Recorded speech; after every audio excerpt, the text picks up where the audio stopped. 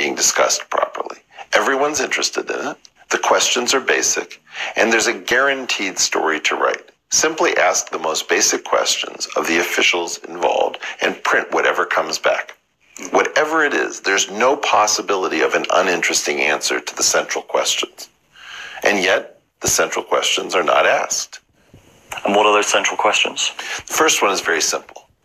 You have to ask every government that might be involved, was Jeffrey Epstein known to be attached to any intelligence agency anywhere in the world? Then you have to ask, were his vile activities known to the intelligence agencies, and was there any kind of tacit approval or understanding, or is there a categorical denial that such techniques may never be used? Now, we have not recorded the no comments, or we don't discuss sources and methods. That's typical in these stories, where you should be able to say, can I at least get a statement that we would never condone activities to be used for intelligence gathering purposes? All right. The next question. Jeffrey Epstein was supposed to be a hedge fund manager of some kind, and he had extensive offices at a place called Villard House, the former Helmsley Palace. This trophy building is a place that I myself dropped off materials for Jeffrey Epstein to review in connection to a hedge fund matter. What I want to know is, where are the trading records from Villard House? It would be almost impossible to go back in time and fake trading records for a billion-dollar-plus hedge fund. And yet nobody seems to have ever recorded a trade with Jeffrey Epstein. We don't know where he did prime brokerage. There are no financial records that explain his fortune. Are those publicly available, or should those be publicly available? I don't even care about that. Where are the records? If there are no records, I mean, presumably this person paid taxes. Presumably this person had to make SEC filings. I don't know. But the key issue is, I don't think there was a hedge fund. When I met Jeffrey Epstein, which might have been something like 2002, before he was charged with sex crime violations in Florida, I did not believe that Jeffrey Epstein was a hedge fund manager. And I, in fact, called my wife at the time, and I said, this man appears to be a construct. And she said, what do you mean by a construct? I said, it's like they've hired an actor to play a hedge fund manager. But this person didn't behave like the super rich normally behave. He didn't behave like a hedge fund manager behaved.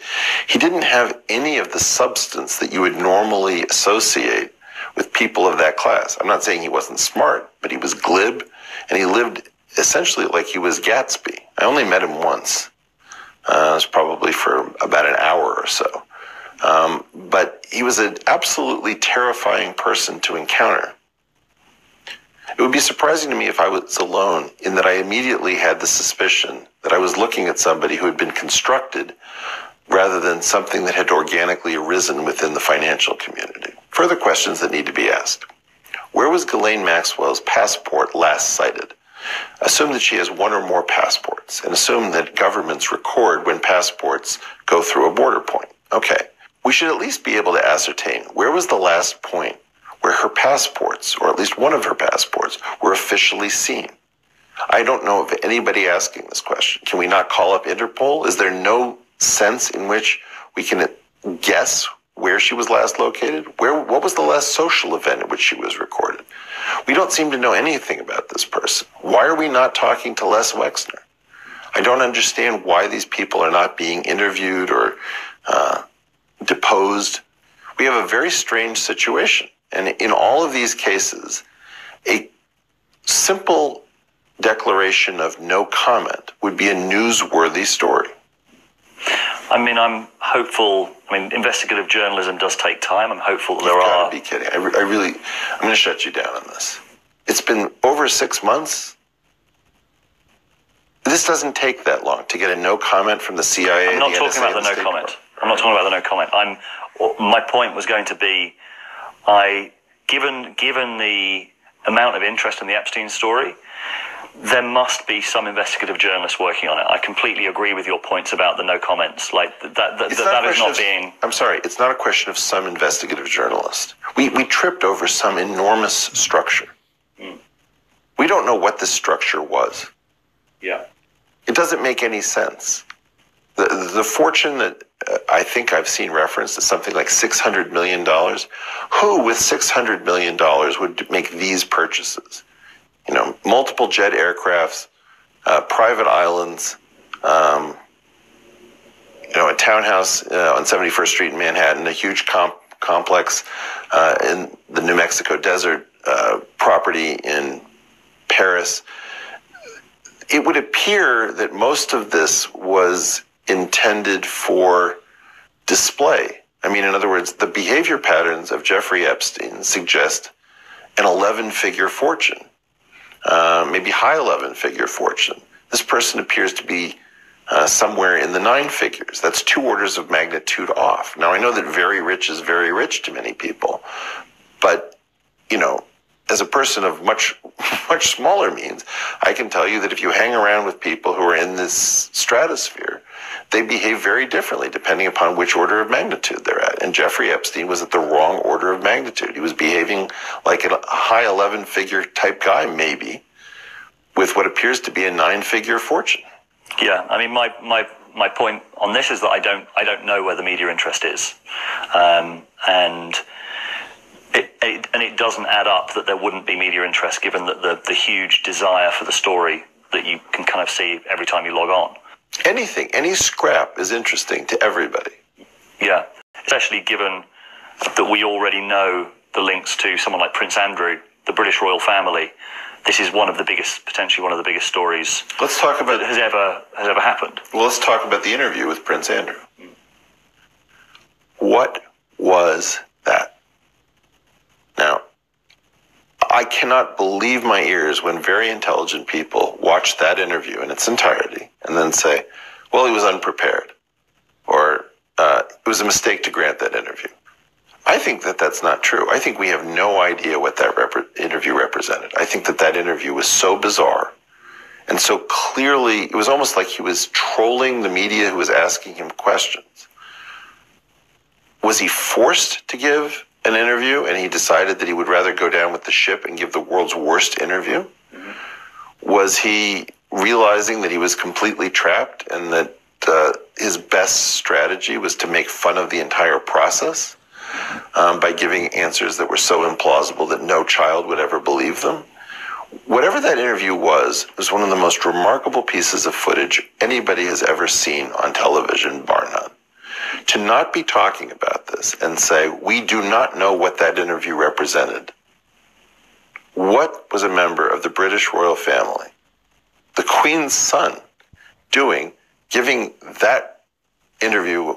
Was it in Buckingham Palace? Yes, I think it was. It was an insane event that happened where nobody came to a conclusion that makes that make any sense. I'd rather leave the problem open. Who was forced to do what by whom that interview would ever be granted? Yeah, I can remember when it was first announced, having a sort of double take of like, this is not going to go well.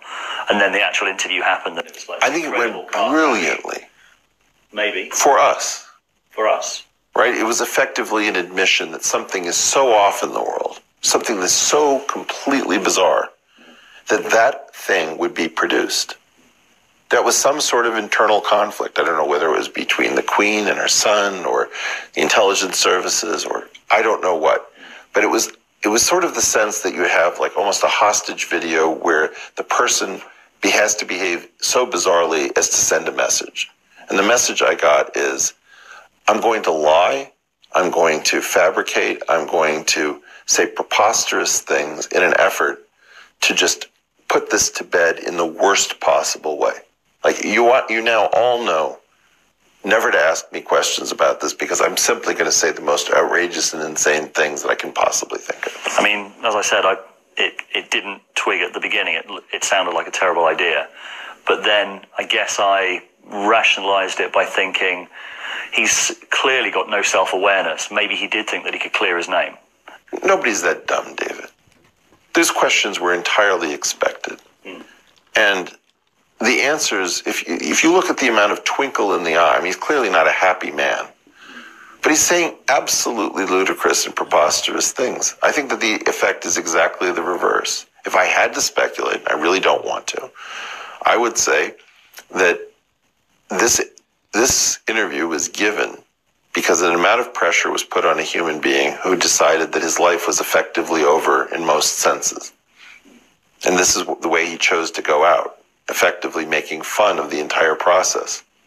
Yeah, but what's really interesting is I'm sort of aware, for example, the Royal Television Society Awards were 2 nights ago, the Journalism Awards, and the Prince Andrew interview won Scoop of the Year and Interview of the Year. So it's kind of been rationalised, and I've seen people talk about how they got the interview. The Newsnight producer was trying hard and was on Buckingham Palace, which is kind of ludicrous, the idea that it was just the dedication of the journalist continuing to ask for an interview that made Prince Andrew say, okay, you've asked me so many times. I mean, that in itself is kind of a ludicrous narrative, but it is a narrative that the mainstream, I've seen the mainstream media kind of integrate that whole thing into, wow, this is an amazing scoop, you were dedicated and you got the story, which is kind of ludicrous. The idea that, so you see what I'm saying? I really don't. I mean, I'm so... What I'm saying is that it's already been rationalised within the mainstream media. The reason that interview happened was because they were so dedicated and they pursued Prince Andrew and they asked Buckingham Palace, and eventually they conceded and they gave the interview, which is kind of ludicrous. I'm saying it's ludicrous. Well, it is ludicrous, yeah. But I guess, I mean, my expectation is that even if the UK is no longer the world power it once was, I presume you still have adults with IQs over 70. How could you possibly rationalize such a thing? I mean, we used to turn to you guys for intelligence and sophistication. This seems the height of folly. If I had to say, this is much closer to a hostage video where the hostage is attempting to send a message that is clearly not the ostensible message on video. The really difficult part of the story, David, is that almost certainly we're talking about some kind of operation that was being run with knowledge of governments that may have involved pedophilia and was not shut down. And what I can't understand is what is it that is keeping some reporter from simply asking the questions that are on everybody's mind?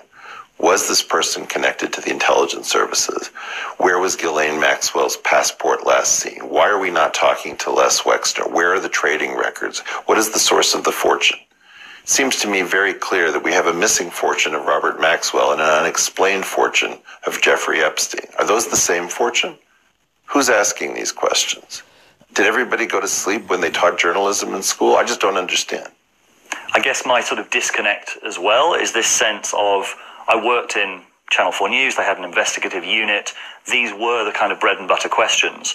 They pushed really hard, for example, on the phone hacking scandal in the UK, the Murdoch Papers phone hacking scandal that also involved networks of power, it involved shady deals, it involved corruption, and they pursued that quite intensely. I'm feeling this sense of dislocation because I agree with you, there are these questions that are not being asked, and I find it difficult to understand why that is, knowing that the public interest and knowing that these questions have been asked in the past. Let me tell you what happened. People started asking those questions, and they stopped. And that's what idea suppression is all about. We don't have the resources to pursue that right now. Well, actually, I'm concerned that this is starting to reek of conspiracy theory. I think given the delicacies of the situation, I'm going to need a lot more evidence before I give this thing the go-ahead. These are the sorts of things that you say when you're trying to shut down a line of inquiry. And my guess is that whatever the story is, it represents some very powerful structure that we tripped over. And I tripped over that structure in 2002.